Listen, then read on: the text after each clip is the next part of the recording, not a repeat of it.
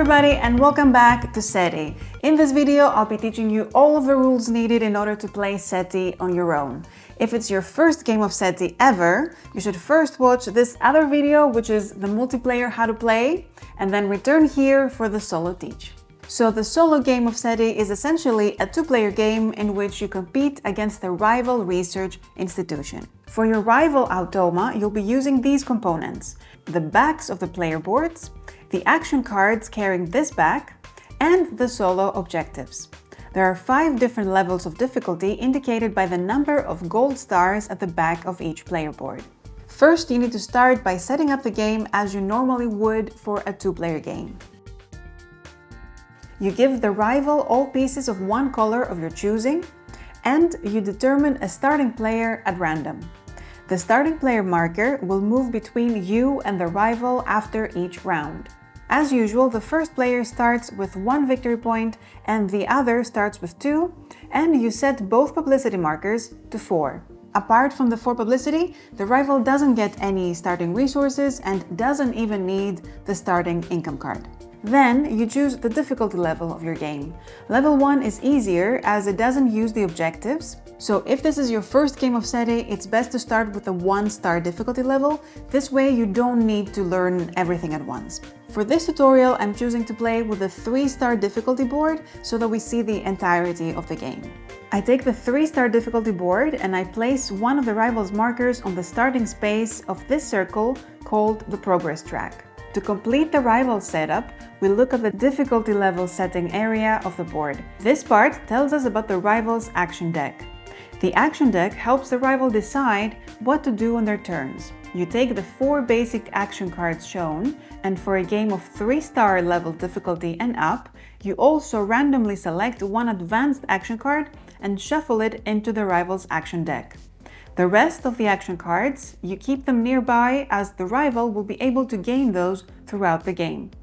Also, each alien species has its own special action card, and you set these aside for now. Last, we make the objective stack based on this image of the difficulty level settings. We have 3 stacks of objective levels, shuffled and face down in front of us. We take the corresponding number of objectives of each stack and assemble the objectives deck. For example, for a 3-star difficulty level, I take 6 tiles from the level 3 objectives, then on top of them I place 4 tiles from level 2, and at the top I place 2 tiles of the level 1 stack. This is now our objective stack for the game, and we place the remaining objective tiles back to the box. You then reveal the top 3 tiles, and these will be your first objectives. Now, before we jump into the game, let's have a closer look at the rival's board and resources. The rival does not track all of the resources you do. So whenever the rival receives any of these resources, like gaining credits, energy, and cards, they instead advance 1 space on the progress track per gained resource. Similarly, when the rival gains an increase of their income, instead they advance 4 spaces on the progress track. The progress track basically indicates the rival's preferred tech when they're doing the action of researching a tech, but also cycling around it, the rival grows in strength. Whenever the progress marker crosses this icon, you add 1 random advanced action card face down to the top of the rival's deck, and it is now a permanent part of their action deck. Over here, we have the computer of the rival. Whenever the rival gains a data token, you add it directly to their computer, and when it covers a marked space, the rival gains the benefit shown immediately. If the computer is full, you add the data gained to the data pool instead. So now we're ready to see what actions the rival can take and what their turns look like. The rival takes turns as if they were the other player in a 2-player game. So when it's their turn, you reveal the top action card of their deck. Each row corresponds to 1 possible action, and the rival performs one of the actions on the card. They start with the top one if it's possible. If not, they perform the second one, and so on, moving down the card until a possible action is found. After the rival has completed an action, their turn ends and it's your turn. Let's see an example of a rival's turn, and we'll gradually get more familiar with all of their possible actions. So it's the rival's turn, and we reveal the top card of their action deck. The top action could be done if the first alien life was discovered, But since it's still undiscovered, we move on to the second row. This action is basically the researching a tech action, so the rival can spend 6 publicity, and as usual, they advance the solar system and then they get a tech tile. We look over at the publicity track, and indeed, the rival has 6 publicity, so they may perform this action. In the case of the rival having less than 6 publicity, they wouldn't be able to perform the action, and we would have to move on to the next row. So, since they can perform it, they spend the 6 publicity, and they choose the technology tile based on their current position on the progress track. The position of the rival on the track shows their preferred tech, and if that tech has also a 2-point tile bonus on it, then they choose that tech. As we see, the particular preferred tech for our rival at the moment does not have the 2-point tile on it, so we check the next tech on the progress track. It does have a 2-point tile, so it's the chosen one. If this tech didn't have a 2-point tile on it, we'd have to repeat the process until the rival finds a tile with a 2-point tile bonus on it. In the rare event that none of the techs has any 2-point tiles, the rival selects the first available tech based on their position on the progress track. So the rival takes the tech and gets whatever bonuses are shown on the tech tile, including the 2-point bonus. So in this case, it's 1 energy, so the rival moves forward on the progress track by 1 space and advances 2 points on the score track. The rival can get all the bonuses shown except for the Launch a Probe bonus or the 2 data. These bonuses from techs you ignore. The rival places the gained tech on the corresponding stack on their board. The way the rival uses the techs is different than the players.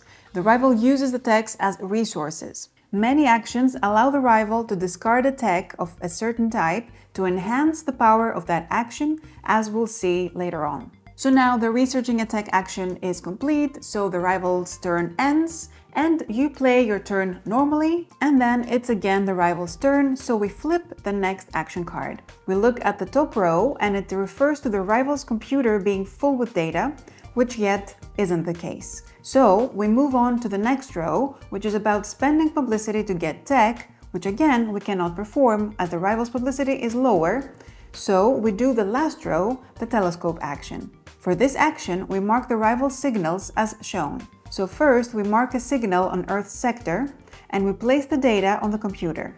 The other 2 signals are from the card row, so to determine which card we should be using, we look at the decision row at the top of the action card. It shows an arrow to the right, so we choose the rightmost card of the card row. It's a yellow signal, so we have to decide which of the 2 yellow sectors we'll mark. To determine this, we follow the logic of what can give the most to the rival. So first we check whether marking one of the 2 sectors would win the sector for the rival. As we see, this is not the case, so next we check whether one of them can score points for marking the second signal in a sector. As we see, there's no such option for these 2 sectors, so the last criterion is to choose the sector where they have the most markers, and it is a tie. Whenever 2 sectors fulfill the same criterion to be marked, you select the bigger sector. So in this case, they mark a signal on 61 Virginis. They discard the card from the card row, and they have to choose one more, again the rightmost one, and do the same procedure. It's a black signal, so marking a signal in any of the 2 black sectors doesn't win them, but marking in Vega can give the next best thing, which is the 2 points from the second slot, so that's what we do, and you place the data directly on the rival's computer and discard the card from the card row. Last, there's also this symbol here, which refers to the telescope tech. If the rival has a telescope tech tile, they discard it and mark an extra signal from the card row. It's a blue sector, so they mark a signal in Procyon that has the most markers of their color, since the first 2 criteria of winning any of the blue sectors or scoring the second slot cannot be done. We discard this card as well. The rival also places the data on their computer as soon as they gain them, and there is all the icons covered.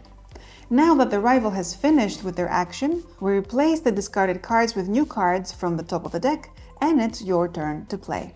Now that you got the gist of how the rival's turn work, let's have a look at the remaining actions that are available for the rival to perform. This one is the Analyze Data action. The rival can only take this action when their computer is full, otherwise you skip it and you move on to the next row. So now that their computer is indeed full, you remove all data from the computer, and in some cases, in its advanced form, this action gives some extra reward to the rival. Then they gain a blue alien life trace. Whenever your rival earns a life trace, you look at that column for each alien species. Your rival marks the lowest available space in that column. You always ignore the overflow space below the column as long as any other space of that color is available. If the spaces on the selected columns are equally low, as in this case, the decision arrow helps you decide which one you should mark. The rest of the action says that if the rival had a computer tech, they would discard it and gain 3 points and 1 progress. Note that this can be done only once per action, even if they had multiple techs stacked. If the rival has any data tokens in their data pool after cleaning their computer, the rival then places as many data as possible into their computer, immediately gaining the benefits of any spaces they cover as they do so. Then this action is a simple launch action accompanied with gaining publicity. You place the rival's probe figure on Earth and you gain 1 publicity. If the rival already has a probe on Earth, you have to skip this action and try the next action on the card. Then you may run into this action in some rival cards that give the rival a tech action that doesn't require publicity. You advance the solar system, choose a tech in the way we explained, and also you advance 1 step on the progress track. This action is the lander or orbiter action.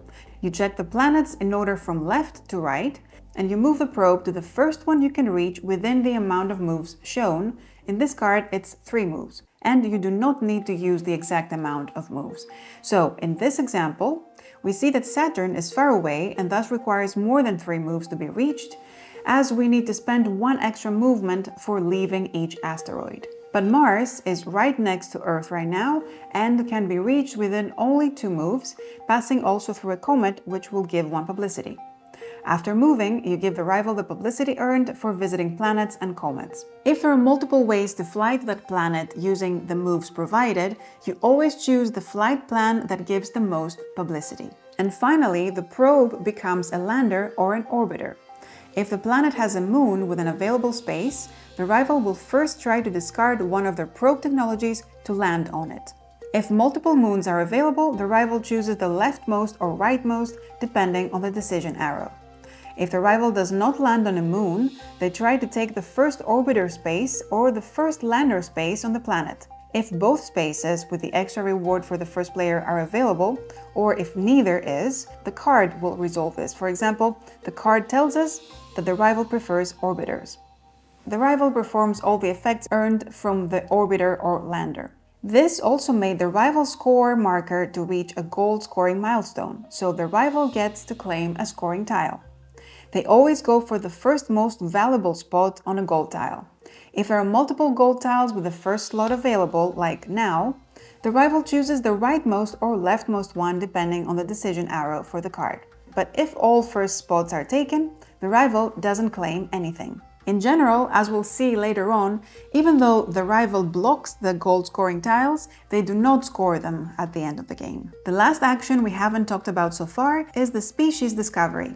When the rival draws one of these cards, you first check whether the mentioned alien species has been discovered, and if yes, you remove this action card from the game and replace it with the special action card for that species, and you then resolve the new card. If that alien species hasn't been discovered yet, you have to skip this action and move on to the next one on the card. We'll talk in more detail about the solar rules of the alien species and their action cards at the end of the video. Now, when the rival starts a turn with no cards left in their action deck, it's their time to pass.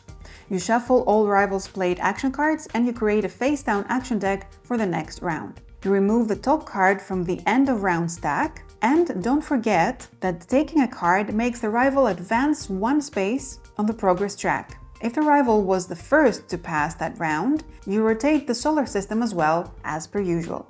If the player passes before the rival still goes through the remaining action cards before they pass too. Last, we also have these objectives open for you to complete. Each objective has 1 or more tasks. When you complete a task, you mark it, and when all tasks are marked, you have completed the objective. At the end of your turn, you move all completed objectives into a completed objectives pile near your board, and you replace them with new ones from the stack. You need to always have 3 objectives to work on until the stack runs out. It's worth noting that triggerable missions and objectives are different things, despite often using the same triggers. And so if you have a mission and an objective with the same trigger, you can mark both. So for example, if you have a mission with a research a purple tech trigger and an objective with the exact same task, when you research a purple tech, you can mark both the space on the mission and the task on the objective. But when you have 2 objectives with the same type of task, you need to choose which one of them to mark. Now, how do the objectives really work? At the end of the rounds 1, 2, 3, and 4, before getting income, you need to spend a number of completed objectives equal to the round that just ended. For each objective you cannot spend, your rival advances 3 spaces on the progress track. So if we are in round 3, for example, and you only have 1 tile in your completed objective stack, the rival will advance 6 spaces on the progress track. At the end of round 5, you count up all uncompleted objectives, meaning those still in the row of 3 and those still in the stack. Your rival scores 5 points for each uncompleted objective. And after 5 rounds, we have reached the end of the game. You score points in the same way you do in the multiplayer game. Your rival does not score any gold scoring tiles, but they do score 5 points for each of your uncompleted objectives, like we just saw. If you manage to have more victory points than your rival, then you're the winner of the game. The final thing we need to talk about is the solar rules of the alien lifeforms you'll be encountering in the game. If Oumuamua is discovered, the rival, just like yourself, is also collecting exofossil tokens from Oumuamua. They can mark a space that requires payment of exofossils only when they have enough of them, otherwise they consider the space occupied. When the rival draws the action card referring to the discovery of an alien species, then you'll replace the action card with this one, and you'll resolve it. The top action says that if you have a probe on Earth and you can reach Oumuamua within 4 moves, then you can land or orbit Oumuamua in the same way we've seen in the lander or orbit action earlier. The other action is a telescope action, just like we've seen it, except for this icon. With this icon, the rival always marks the signal on the Oumuamua tile. For all the other icons that let the rival mark signals, they never consider the Oumuamua tile as an option for marking the signal. If they should mark a signal in a sector that also contains the Oumuamua tile, they mark the signal in that sector's star system. If the species discovered is the exertions, when you discover it, the rival does not draw or play any cards, but they do advance on the progress track for each marker they placed on the discovery spaces. The rival also ignores the exertion milestones. The only way for the rival to draw and play exertion cards is via this action card. So when you draw the Alien Discovery action card, after having discovered the exertions, you'll replace it with the exertions action card and you'll resolve it. For the top action, you count the number of exertion cards played by the rival and traces marked on the exertion board, and if the total is less than 5, the rival secretly plays an exertion card. In this example, the rival has already played this action card before, and they had played an exertion card, so that's 1. And then they have marked these 3 traces on the board, so together with the exertion cards makes 4 in total, as the discovery space traces and overflow spaces do not add any danger and therefore do not count. So this means they play an exertion card. Next time the rival would draw this action card, they would skip the action because the number of traces and cards would be at least 5. At the end of the game, all rival exertion cards are considered completed and the rival scores full points for them. Then you count up and compare danger with your rival in the usual way. If the species discovered is the Centaurians, when you discover it, the rival places 1 message milestone token as a player would and takes all leftover tokens. When the rival reaches their message milestone, they choose the leftmost or rightmost available reward according to the decision arrow. Also, when marking traces on the Centaurians board, similarly to Oumuamua, the rival considers spaces that require payment of data only if they have a full computer and enough leftover data to pay. Otherwise, they mark the next lowest available trace. Don't forget to consider the other alien species again, and only if there are no spaces that the rival could mark, they mark an overflow space. After having discovered the Centaurians, when the Alien Discovery action card is drawn, then you'll replace the action card with this one. So the action of the card checks for the rival still having messages on their reserve and none on their scoring track. If that's the case, they place one 15 points ahead of their current score, and then they advance one space on the progress track. And last, the Mascamites and the Anomalies don't have any special solo rules, but let's have a look at their action cards. For the top action on the Anomalies action card, you first check which one is the next anomaly to be triggered. You check where Earth is, so it would be the yellow one in this example. Then we check the Anomalies board for that color to see if the rival is winning it. And as we see, the highest marker is not the rival's, so they're not winning it. Thus, the rival marks a trace of that color on that species, as always the lowest available space, and gains 3 victory points. For the Mascamites, the bottom action is a lander action on Saturn or on Jupiter, and then you take a random sample from the planet the rival landed, and you place it face up on the Mascamite species board, ignoring its reward. And that's all you needed to know in order to play your first solo game of SETI. If you have any questions, let us know in the comments. We'll be happy to answer them, and I'll see you all in the next video.